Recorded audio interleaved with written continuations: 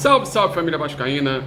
Tô na área para mais um vídeo pós-jogo. Se você está chegando pela primeira vez aqui e não me conhece, muito prazer, meu nome é Eduardo. Peço que você se inscreva no canal nesse botãozinho vermelho aí embaixo escrito inscreva-se, isso ajuda o canal a crescer aqui na plataforma do YouTube. Uma outra coisa que ajuda bastante também é você deixar seu like no vídeo, ativa o sininho para toda vez que eu postar vídeo você receber as notificações e, claro, compartilhe nas suas redes sociais, que isso é importante e ajuda o canal a crescer também, apesar de que hoje está todo mundo chateado e provavelmente ninguém quer ouvir falar de Vasco hoje, né? Terminou o jogo no Maracanã, segundo jogo da semifinal do Campeonato Carioca, e pasmem, Nova Iguaçu 1, Vasco 0, 60 mil no Maracanã, Vasco eliminado para um time pequeno do Campeonato Carioca. Final do Campeonato Carioca, Flamengo e Vasco, Flamengo e Nova Iguaçu, desculpe, e o Vasco perde uma oportunidade de voltar à final do Carioca depois de 6 anos. Pois é, o resultado ele foi merecido, né? O Nova Iguaçu foi superior ao Vasco nos nos 3 jogos do Campeonato Carioca.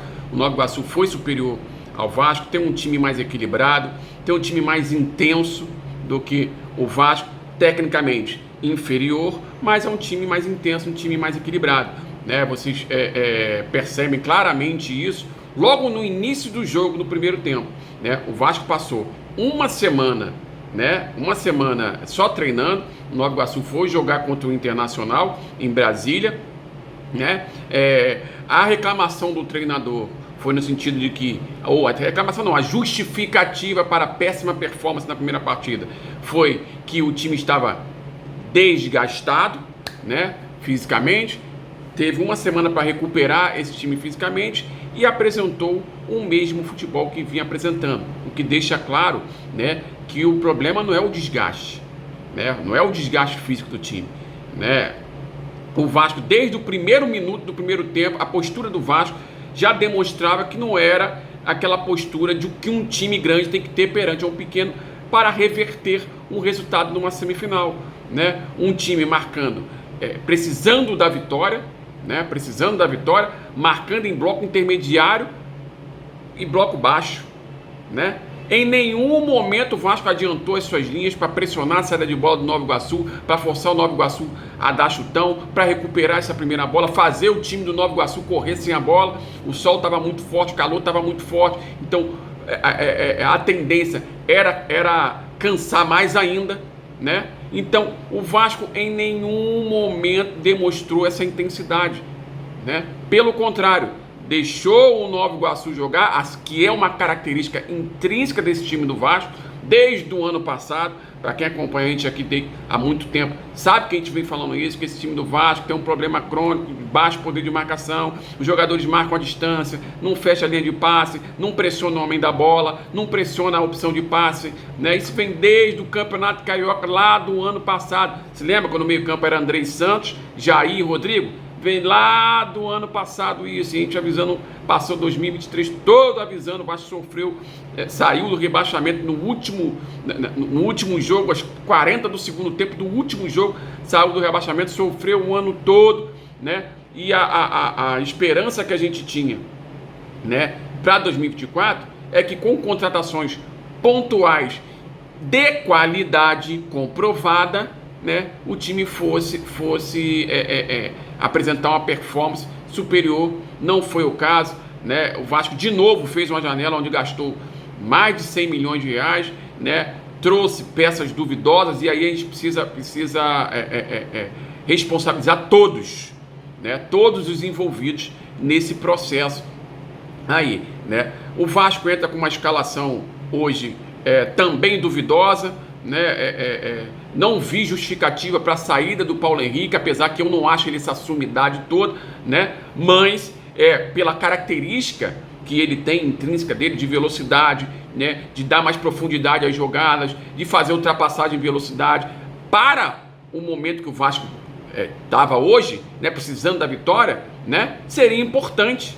ele ter ele em campo com a aproximação do Adson, ou até do próprio Paê, dependendo da situação do jogo, invertendo de posição, né? Você conseguir fazer triangulações e conseguir dar profundidade às jogadas, né? E estranhamente o treinador vem, saca o Paulo Henrique, né? E entra com o zagueiro Rojas, que é peixe dele, né? um zagueiro improvisado na lateral que entrega muito pouco ofensivamente, né? Então, foi a primeira coisa que me causou estranheza, né? Primeira coisa que me causou estranheza. Uma outra situação, ele chega, joga o Medel para o meio campo, era um questionamento que a gente vinha fazendo, até uma opção interessante, tirar esse homem da segunda linha, né, que não faz sentido você preencher a segunda linha, lembrando, a primeira linha um goleiro, a segunda linha os 4 defensores, a terceira linha o meio campo e a quarta linha os atacantes, se você pensar no esquema básico de 4-4-2 com 2 linhas de 4, aí vai variando dependendo, né, do esquema tático. E a gente vinha falando ao longo do campeonato que não fazia sentido o Vasco povoar, preencher essa segunda linha, né, e perder o meio campo todos os jogos como vem perdendo, né, jogando inferioridade numérica, jogando com jogadores com baixíssimo poder de marcação, que marcam a distância, jogadores que não são intensos, né, insistiu nisso em diversas oportunidades, né? E hoje ele tentou fazer essa mudança, adiantou o Medel, um jogador que é veterano, é experiente, jogador de Copa do Mundo, jogador de Copa América, mas está num declínio físico na carreira, né? Isso aí tem que ser visto na montagem do elenco, antes da pré-temporada. Você faz um mapa, você mapeia o elenco, né? E você vê em cada posição em que estágio o jogador está, né? Seja em início de carreira, seja em final de carreira, ou seja no pico de desenvolvimento. Isso tem que ser mapeado antes, né? E no entanto, por mais que seja um bom jogador, né? Mas fisicamente sente. Estava jogando na zona de conforto, na zaga, só jogando na sobra. Quando vai para o meio campo, né? Por mais que consiga aumente um pouquinho o poder de marcação, porque ele tem essa característica, né? Aí você vê que em arranque, em espaço curto, né? Explosão em espaço curto já não tem mais, né? Então que ele tentou dar um carrinho no para tirar a bola por baixo, né? O jogador do Nova Iguaçu, o juiz não deu a falta, mas foi falta, porque ele pisou no pé do cara, né? Mas o questionamento não é o Medel, né? O questionamento que a gente faz no meio campo, Praxedes é um jogador, né, que lá no meio do ano passado, ele junto com o Paulinho fez com que o treinador mudasse o modelo de jogo, né, e consequentemente o time subisse um pouquinho de produção. Só que é o seguinte, é um jogador altamente irregular, né? Então o que o treinador quis fazer com a entrada do Praxedes? Melhorar a saída de bola, né, manutenção de posse de bola, né? O Vasco tem dificuldade quando é pressionado, né? Tem dificuldade na saída de bola, tanto com os 2 zagueiros quanto com o volante, né? Tá, mas e aí? O que ele quis fazer com essa mudança? Então, assim, como eu falei para vocês, tudo tem que ser revisto, tudo tem que ser citado, a começar pela política da empresa que, né, a gente vem falando, olha, tem que trazer jogador consolidado para o Vasco sair desse ciclo vicioso de rebaixamento, de vergonha. Você precisa montar um time forte de primeira para quebrar esse ciclo vicioso. Você não quebra esse ciclo vicioso de vergonha com jogador aposta, com jogador que está fazendo um barulhinho e tal time, com jogador com potencial de revenda. Não se quebra ciclo vicioso, né, com jogadores de potencial. Tem que trazer jogador consolidado, isso a gente vem falando desde o ano passado. Eu vou dar só um exemplo, o Santos foi rebaixado, e o Soteldo não ia ficar no Santos. Soteldo é um jogador que traz rendimento de imediato.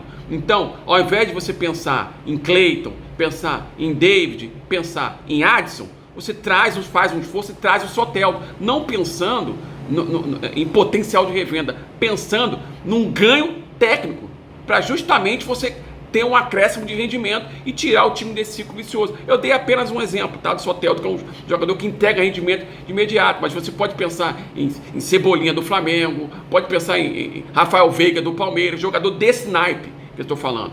Jogador nesse naipe tira o time dessa situação. Agora, apostas, né? Então, assim, foi gasto mais de 100 milhões de reais de novo, né? O time é isso aí, um time sem intensidade, com diversas apostas e potencial, de novo, que nem no ano passado, né? Com alguns jogadores acima da média, mas que não são robô, ou seja, é passível de oscilar também, como o Payet, como o Vegete, né? Como o Piton, enfim, são passíveis de oscilar também. E quando os acima da média oscilam, acabou o time, porque o time volta, né, a depender o quê? Das apostas, né? Volta a depender das apostas. Então, 100 milhões gastos de novo, assim como no ano passado, né? O diretor de futebol da SAF, Alexandre Matos, né, já fez diversas insinuações que não tem autonomia para trabalhar, né? O treinador com o filho dele está falando desde o início do ano que o time precisa de reforço, mas eles têm responsabilidade nisso, né? Porque se eles chegam e falam, precisa de reforço, eles não podem dar o ok para, por exemplo, renovação de Praxedes. Não pode dar ok para contratação de David, né? Não pode. Então, eles têm que chegar e falar assim, não. Para jogar com David, não contrata. Pega esse recurso aí para trazer um jogador consolidado, né? Para gastar, sei lá, exemplo, 1 milhão na renovação do Praxedes, né? Que se fosse bom, tava no Bragantino. Se fosse bom, o Bragantino não liberava. Por que o Bragantino não libera o Juninho Capixaba? Né? Por que não libera o Juninho Capixaba? Né? Então, assim, de novo, contratações questionáveis, né?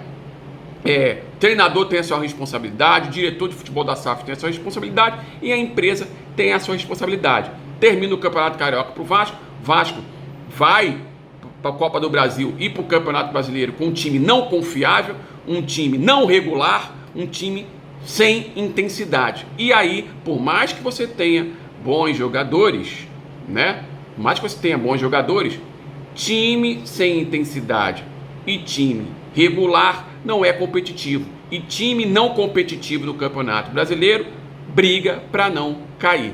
O Nova Iguaçu, né, com um orçamento infinitamente inferior, né, com jogadores com qualidade técnica inferior, porém é um time mais equilibrado, um time mais intenso, né, e um time que demonstrou isso nas 3 partidas contra o Vasco, foi superior e foi merecedor do resultado. Aos vascaínos, resta a cobrança, né, por reforços, né, porque se entrar dessa forma no Campeonato Brasileiro, ao que tudo indica, até agora, pela performance que está sendo apresentada ao longo dos últimos jogos, né, se não se reforçar, vamos sofrer de novo mais um Campeonato Brasileiro suando sangue para não cair. Esse foi o pós-jogo de hoje, espero que vocês tenham gostado. Se vocês gostaram, peço mais uma vez que se inscreva no canal, deixe seu like no vídeo, ative o sininho para toda vez que eu postar vídeo você receber as notificações. Um abraço e até o próximo vídeo. Valeu!